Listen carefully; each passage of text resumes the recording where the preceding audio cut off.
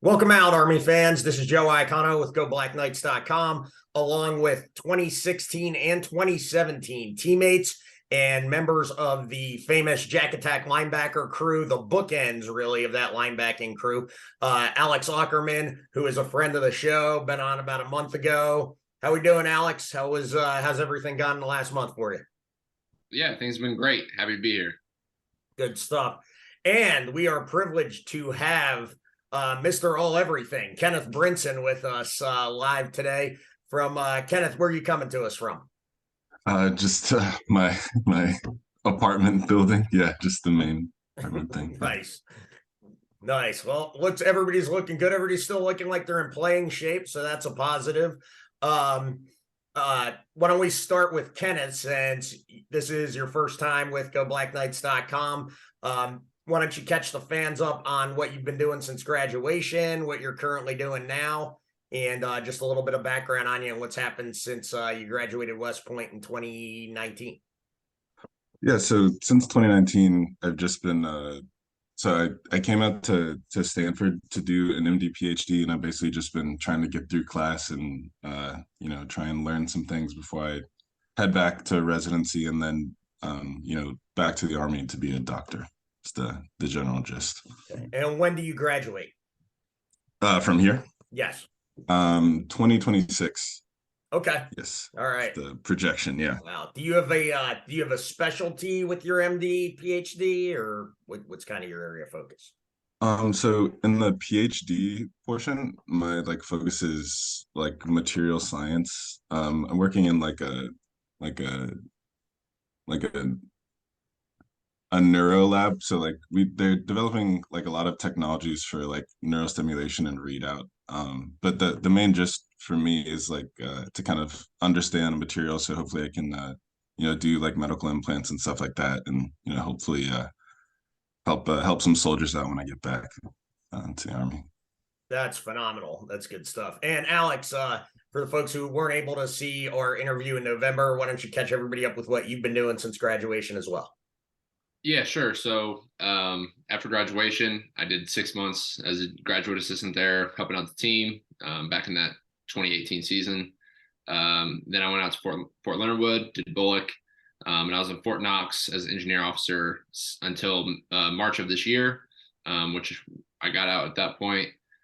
Moved back to Indianapolis, and yeah, I'm doing some remote stuff here for work, and it's been a good time. Cool. Alex, any chance you got over to see the Big Ten championship last night? I did. Oh, wow. Yeah. I went with my parents and my wife. It was a real good time. Really didn't have a dog in the fight, but it was a good game, and sat in the end zone and enjoyed it. Nice. Good stuff. Yeah. I was thinking about that. I was like, I wonder if he won. Yeah. So great. And so Kenneth, you had the opportunity to play alongside Alex for 2 years, basically.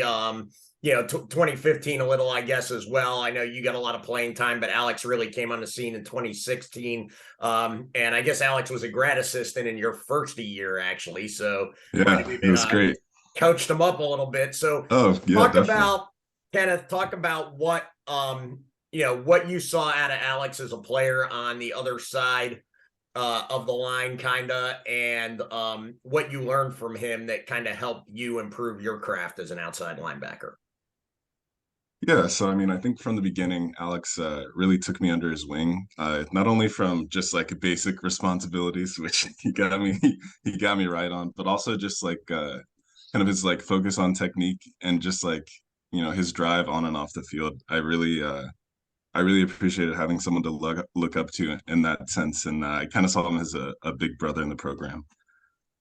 Stuff. And Alex, same question for you. I know you were a year older than Kenneth, but kind of what did you see out of him as an outside linebacker that made him special, and maybe anything you saw from him that helped you improve your craft over there, especially because, as we talked about the last time we talked, you were coming into that position relatively new after playing defensive back in high school. Yeah, for sure. So, it was my freshman year.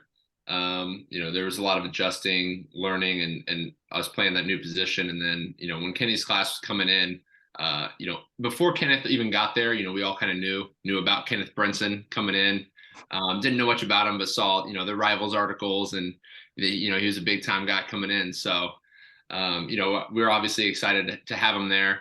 And then, he really lived up to the hype and then some. So, when he came in, we had a lot of different guys there, my very first year. But when he got there, you could tell that, he was a little different, a little more twitchy, and you knew that he was going to be a contributor long term. So just to see him kind of come in as that raw talent, and then just work as hard as anyone on the team, even though he was, obviously had that natural talent that most of the other people didn't, was special. And yeah, I mean, I was just able to see him grow, even that extra 6 months when I was there as a GA. That was always great to see.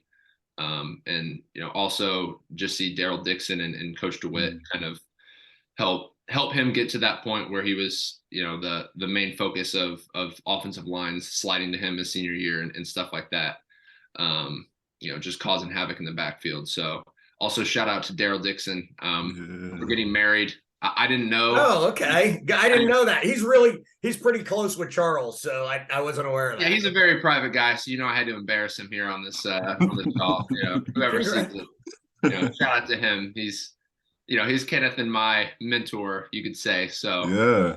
Always got to give him a shout. Congratulations to Daryl. That's good stuff. One of the few coaches who started with Coach Monken back in 2014, who is still a member of the Army staff. So that's pretty cool. Kenneth, talking a little bit about what Alex hit on with you. You were highly regarded, highly touted coming out of Marist High, right down here in the Atlanta metro area where I reside.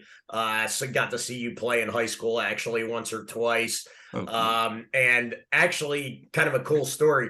The whole reason I even got on Rivals was I heard a lot of hype around you and Gibby Gibson being recruited in the same recruiting class.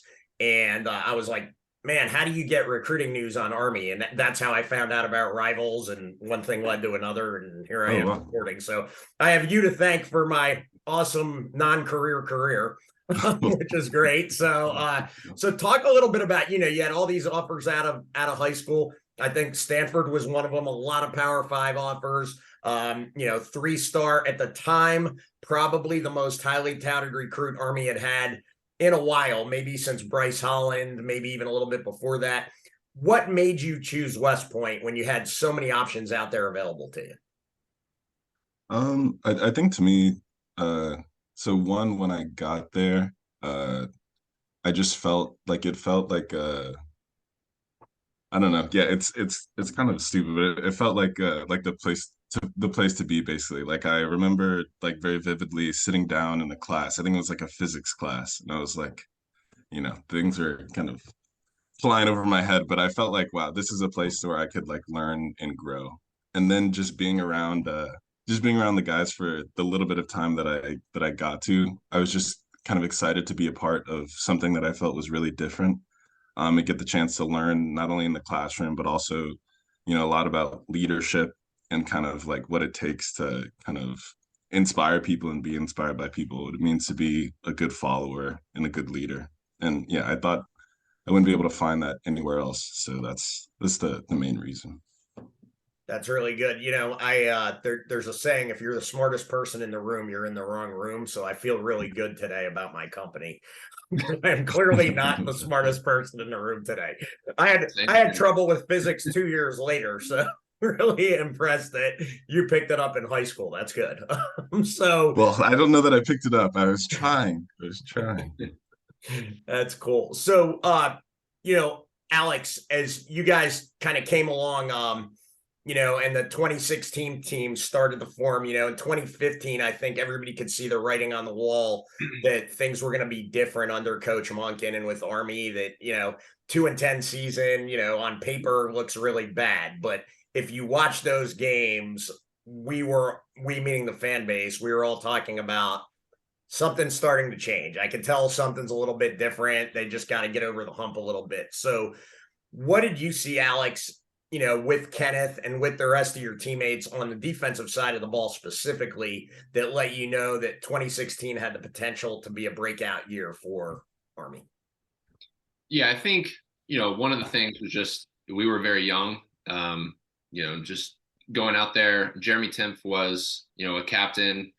AK was, going to be a captain, so that, they were still coming back another year and helping lead the guys that year. And then obviously, 2015, Kenny's a freshman. He's rotating in a lot, getting a lot of playing time. James Nautical's starting to, find packages to get him on the field. So, and then, also had those corners. We had a young secondary. So I think, from that standpoint, it's like, hey, we have a lot of guys who are going to be able to play for a long time, that are going to get bigger, faster, learn the playbook, and be able to play faster as well. So, from that standpoint, and, we were just getting a lot of buy-in, even when, things weren't going our way and we were losing these close games.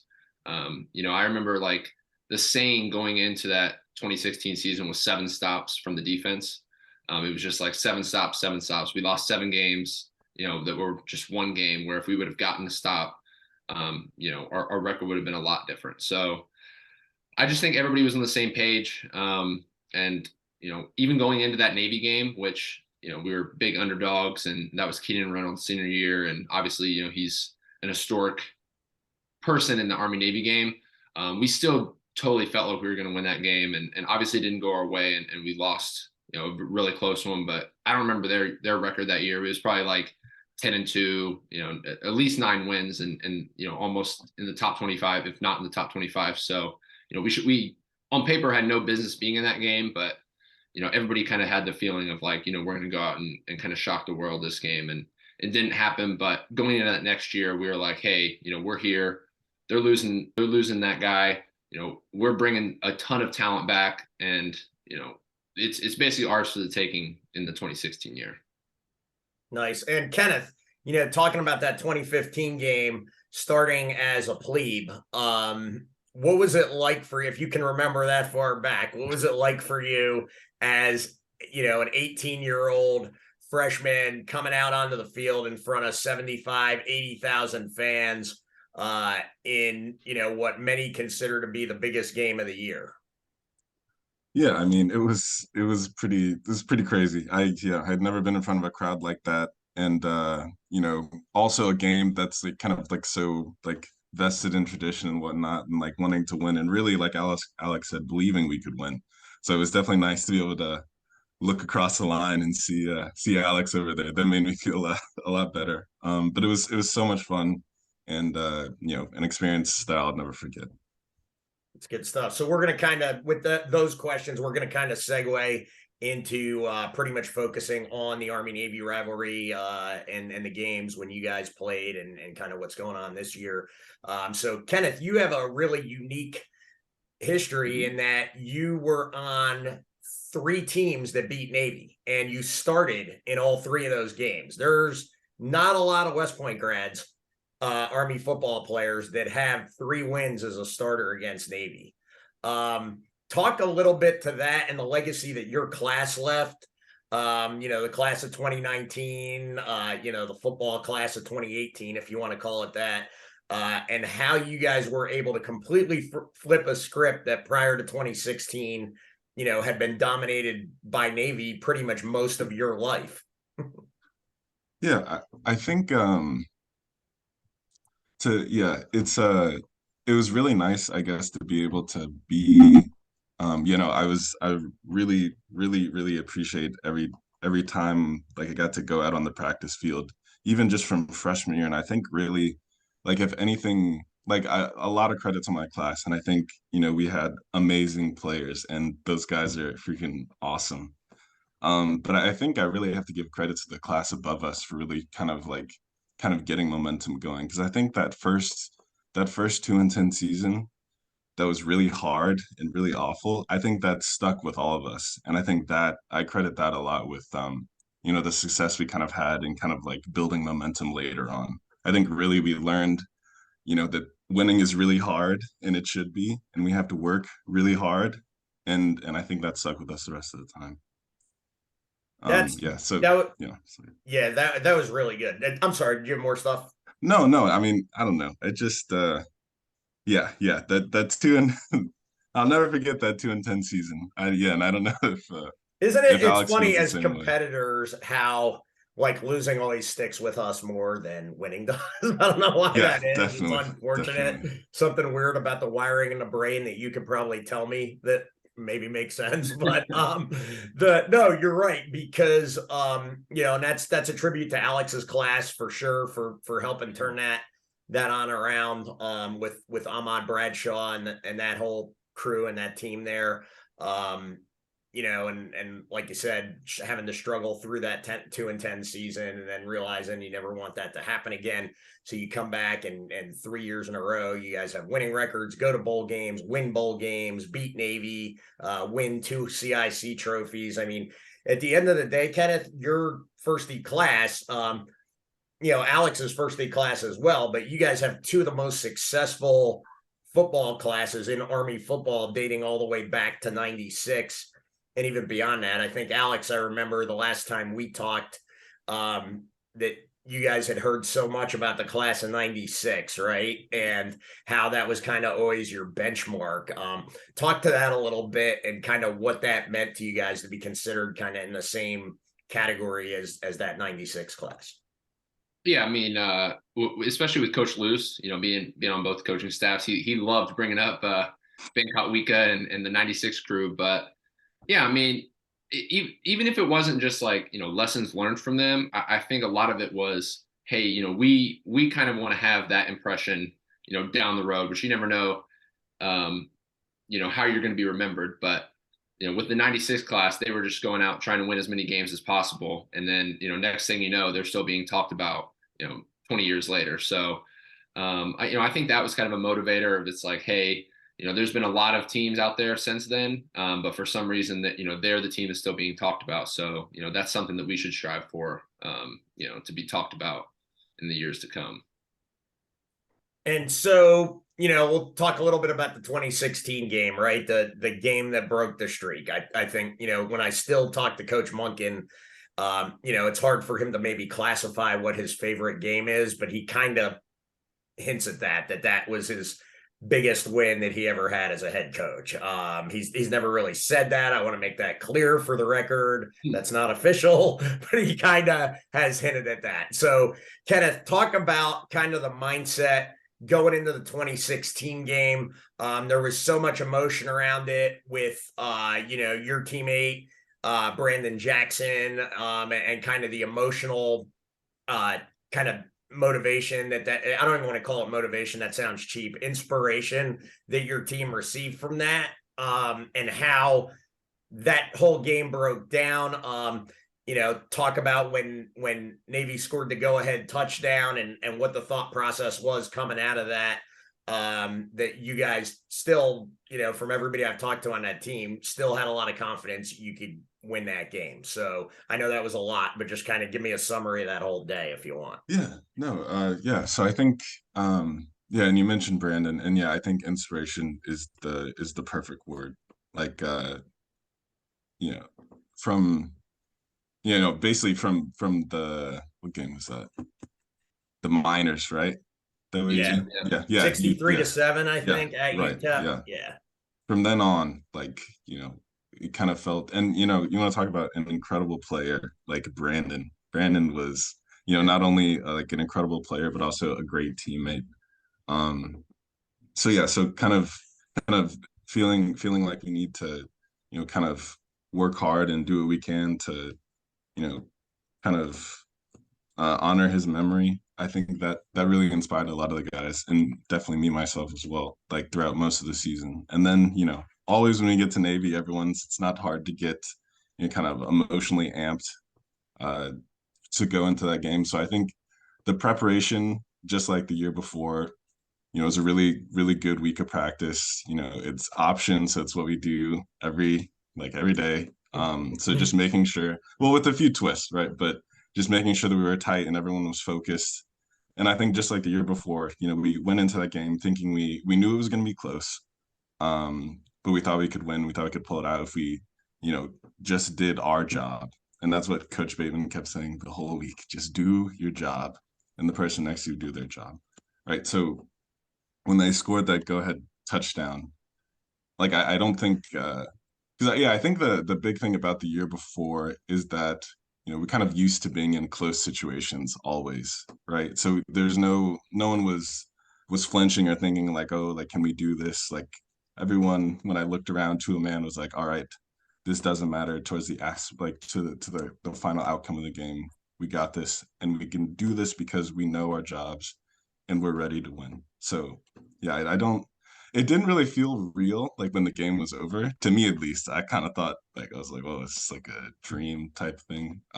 But it was a great moment, and I think that showing that not only that our work was paying off, but that like this belief in fundamentals and the fact that everyone doing their job is going to get us to where we want to go. Like I think that was a really rewarding experience to see that kind of like pan out on that stage, especially. That's super cool. So, it was funny. You mentioned something about Brandon Jackson that, and I'll ask Alex about this because Alex has a lot of football knowledge. Alex, I've often said, and this is no disrespect at all to Elijah Riley, Josh Jenkins, any of the other really good defensive backs we've had at Army. And I know the rules were different back in those days versus today with kids going pro, coming out of West Point and everything. My opinion, what I watched from Brandon in the year and a half, year and a quarter that he played there, and you guys got to see him in practice every day. My opinion, best shutdown corner I've seen at Army ever. And really, really good cover skills, great ball skills. Am I off with that at all? Oh, absolutely not. No. And I think, with Brandon, similarly to how I was talking about Kenneth, where, he had all his natural talent. And then as time went on, you just saw him, basically just refine his craft, get better and better, add pass rush skills to his arsenal. Brandon Jackson was very similar to that. So, he was always working. You'd see him on Saturdays doing backpedaling drills, and it's like this dude was playing as a freshman, starting as a freshman, but he was, as hungry as anyone, to improve his craft. And obviously he's already out on the field, but just to get better. So, when he's had multiple pick games, that kind of stuff, it was no surprise, just because he worked so much, and he never backed down to anybody. Any receiver could get it, in any one-on-one session. So, yeah, I mean, he's this very special talent, and just someone that I love playing with and competing with every single day. Stuff. And Kenneth, I remember in the going back to that 2016 game against Navy, that Xavier Moss was playing on an ACL. Don't know whether it was torn, stretched, whatever, but obviously really difficult to play in that game with that type of injury. And he had an amazing game. I believe recovered a fumble, forced one, had a pick. Talk a little bit about Xavier Moss's game in 2016 and what a difference that made to the outcome.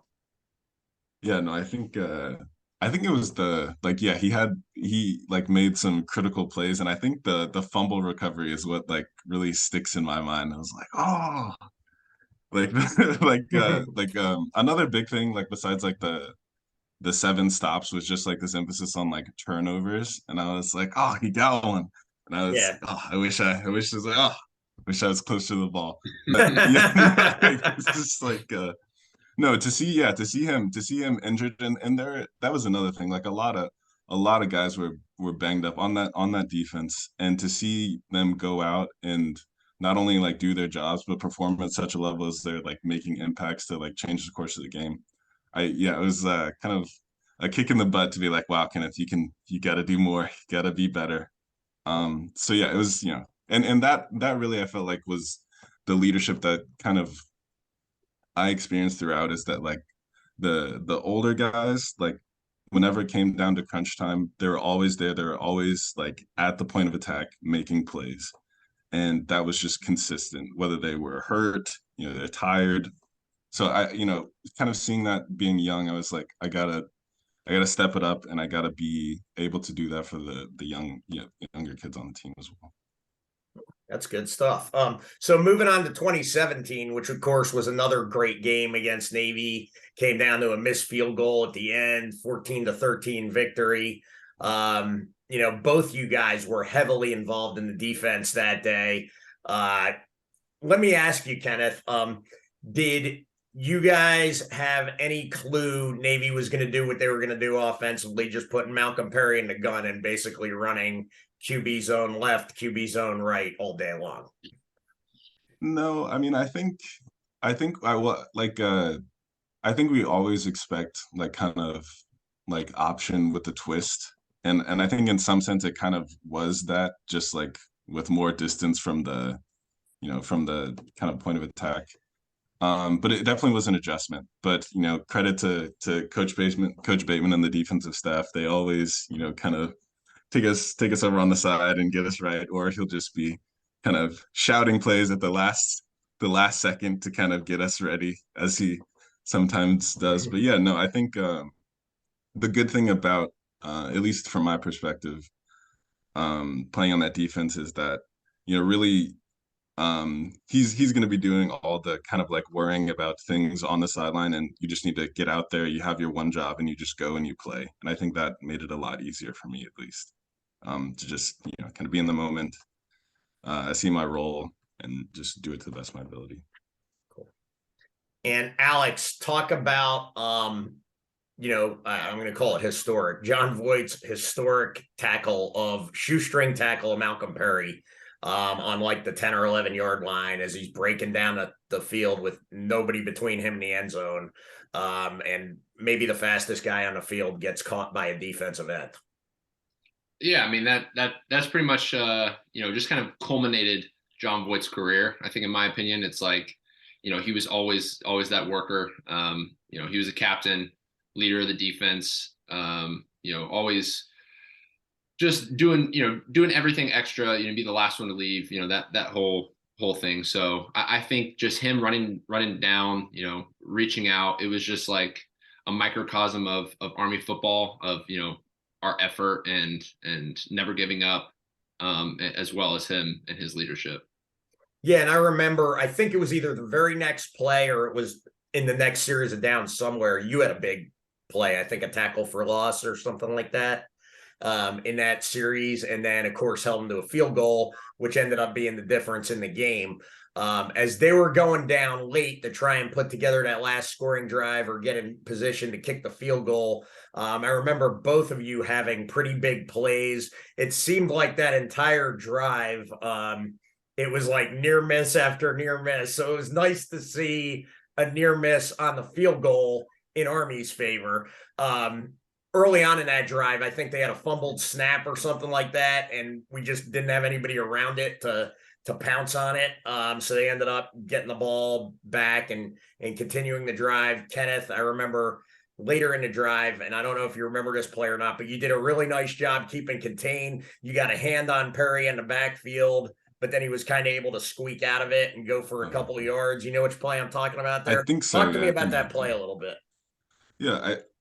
So I think kind of definitely earlier in the season, but also kind of throughout, as I was trying to get better at pass rush. I think the biggest thing in my mind, especially for that game, was just to, provide pressure, definitely, but also just like make sure that I'm doing my job at all times. My job is like containment, right? So to be able to kind of like brush, but then like not get there, it's like, it's frustrating. But yeah, I don't know. I think yeah, Alex talks about the like that John like shoestringing like Malcolm Perry as being like a culmination of his career. And I think that's like a perfect point. I remember like seeing that and just being like, my mind was like blown. I was like seeing John turn on the afterburners and and get on. I was like, wow, I gotta do some more sprints. In But the snow, no less. That was impressive. yeah, no, I was blown away. That was But good yeah. stuff. Yeah. And then Alex, on the last drive, I remember you had a nice play on the outside. I think you maybe rushed C gap and then had a spin move to the outside to make a nice tackle. You remember that play? I do. Yep. Do remember that play. Talk to me a little bit about that and the spin move and what you saw in that, if you can remember. Yeah. So we were bringing pressure on that side. And they had their giant tackle in there. And I just basically felt that I had secured the C gap, which was my job. and felt him going out. So just spun out to try to, help out on the play and kind of pursue inside out. And it just kind of timed up, in my favor. And I was able to kind of grab him. And then, the cavalry came and helped me out. So yeah, but the next play was the one where he dropped the ball and they got the first down. So that's right. That was it. Yeah. It was a fumble and then they ended up getting a first down. Yeah. So everybody's just like, oh no, what are you gonna do with this guy? And then you guys, I don't know, were either of you on field goal block team? Yeah. So going into that, obviously it's everyone on the field and everyone in the stadium knows it's the game. And so I'm getting all hyped up to get ready to rush. And then, whatever we called was I'm the safety guy. So I didn't even rush. I was watching the fake. So I just had to accept the fate of like, hey, whatever happens, happens. So yeah. Yeah, I remember the kind of New England Patriots illegal clearing of the hold. Like, I couldn't believe nobody said anything about that. Do you remember that? They were out on the field with outside of the numbers. I'm like, they can't do that. Yeah, they were like, hey, stay outside of the numbers, stay outside of the numbers, and we're like pointing at these dudes as they're clearing off the snow. But yeah, hey, it worked out. Maybe if it was all snowy, you would have made it. Yeah, exactly. It was a great game. So now, Kenneth, talking about 2018, that was an interesting game to me because I felt like at that point, the tables had finally turned all the way and Army clearly had the better football team. That being said, it was still a relatively close game like it always is. Talk to me a little bit about that 2018 game. That team, some of the big plays in that game. That's a game not a lot of people remember, but turnovers were key in that game. There was a 4th and 1 that got overturned after like a 20-minute review that didn't go Army's way. Really didn't understand that one. But I didn't know about that one. Definitely. And you guys really shut down Navy's offense all day. Their one touchdown scoring drive, they got it going with a couple screen passes. So talk about what it was like defending Navy that day. They had Zach Abey in at quarterback who was prone to turn the ball over, which I always enjoyed, but go ahead. Yeah. So, again, I think, obviously kind of with AB, we were expecting, not the same kind of shotgun kind of semi option thing that had been kind of previously. So we really drilled back down to just like fundamentals again with like, basic option and like, this is your man. This is, kind of just getting everybody geared up on that. And I think that, so kind of in that like sector, I think we really performed well. And I think that kind of like showed like we felt like we're prepared and we could execute.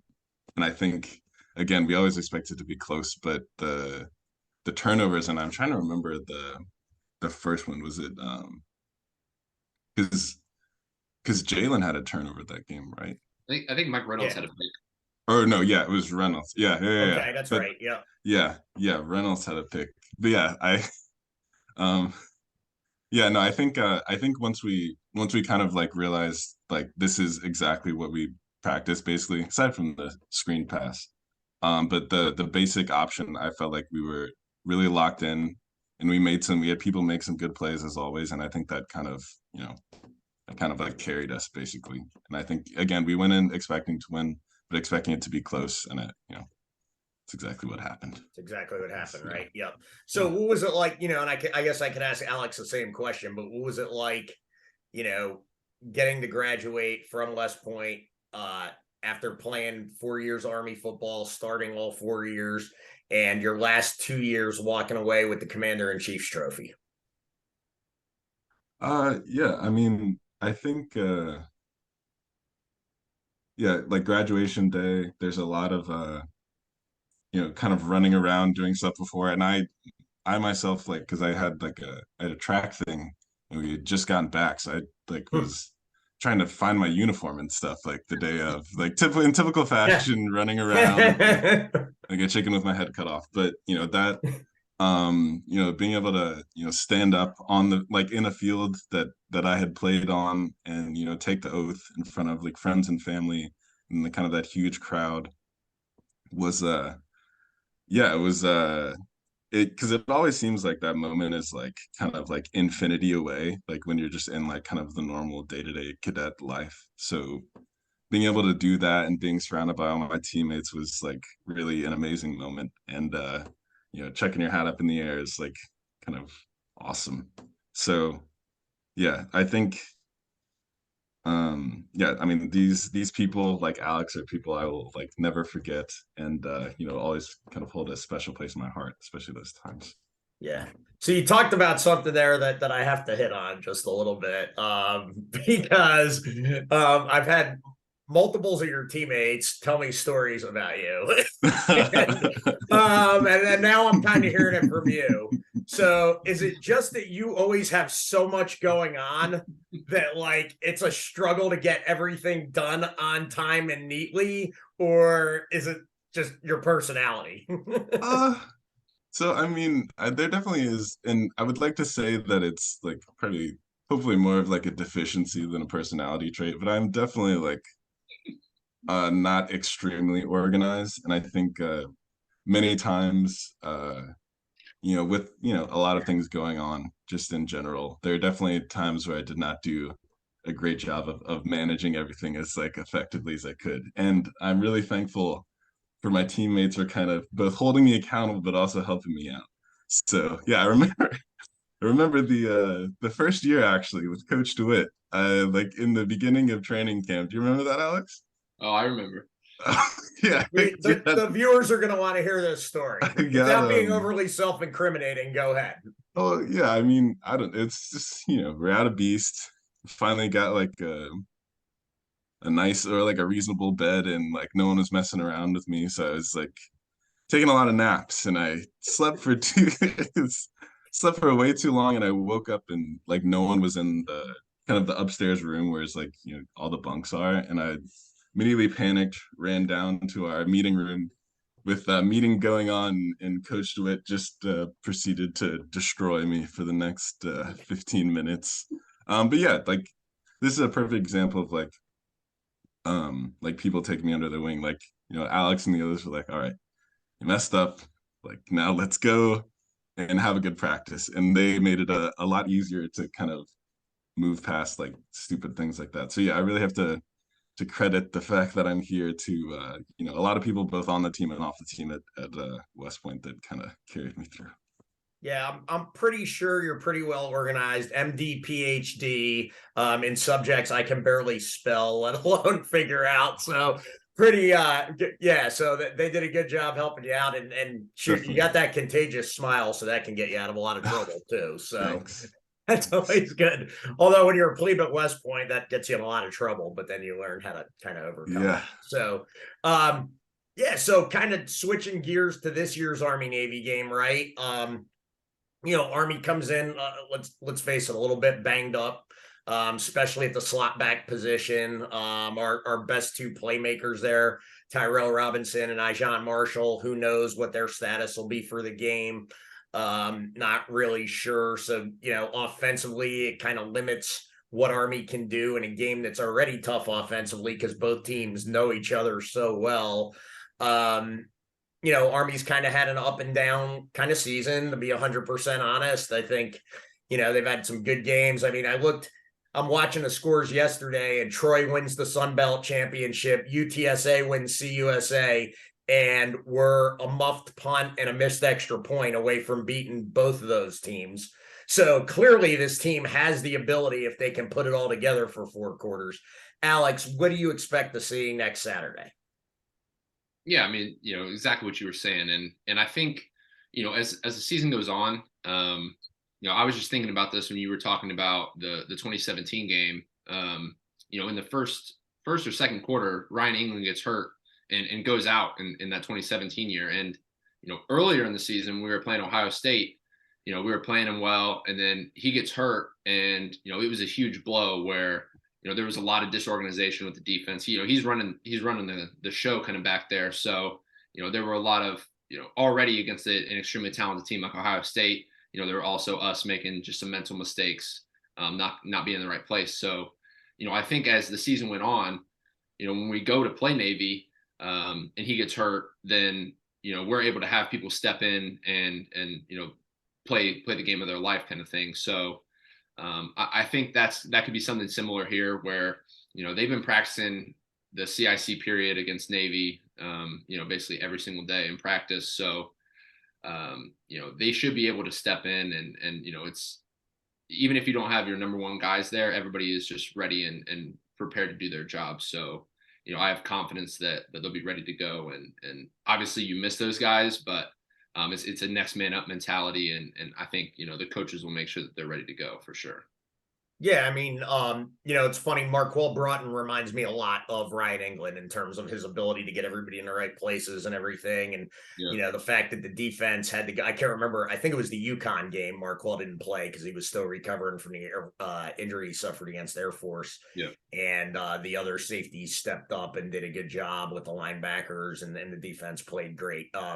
Kenneth, I know you're super busy. Do you get a chance to watch much Army football with your current schedule? Yeah, not as much as I want to, but I'm really excited. I can't miss Army Navy. I might not be able to be there, but I'll definitely be watching. Good Definitely stuff. excited to watch. Alex, are you going to be at the game in Philly or watching on TV? I will not be in the game, but I'll be watching. I actually I met up with Kenneth a few years ago at the Army Navy. Yeah. The year after he graduated, I came back, and he was there too. So that was always great. Oh, nice. And Mike Reynolds, and yeah, it's always good. Definitely want to start adding it to the the yearly schedule, just to have a meetup at Army Navy, because it is just such a special game and just atmosphere in general. Yeah, it's when you're younger grads like you guys are, it's a little tougher because a lot of y'all are still in the Army. You're deployed. You're all over the place.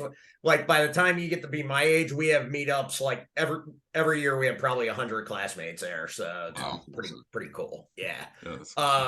So Kenneth, gonna ask you a couple non-Army Navy questions now. I got to know this, being an Army wrestling alumni and being a good friend of Kevin Ward's. You were a 2-time state champ coming out of Georgia.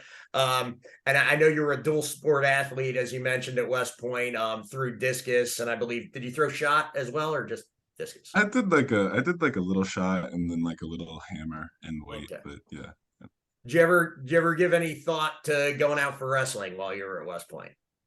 I really did think about it and talked to my high school coach a lot. And I think yeah, it's just, I don't know, there's something about like wrestling, because it's like with all these individual sports, obviously it's very hard to take a loss, and I just didn't know if I would be able to like train enough to be able to perform at a level where one, I could be like an asset to the team, and also like personally I could like be okay, like be happy with like the level of like performance. But I did think about it. I really did.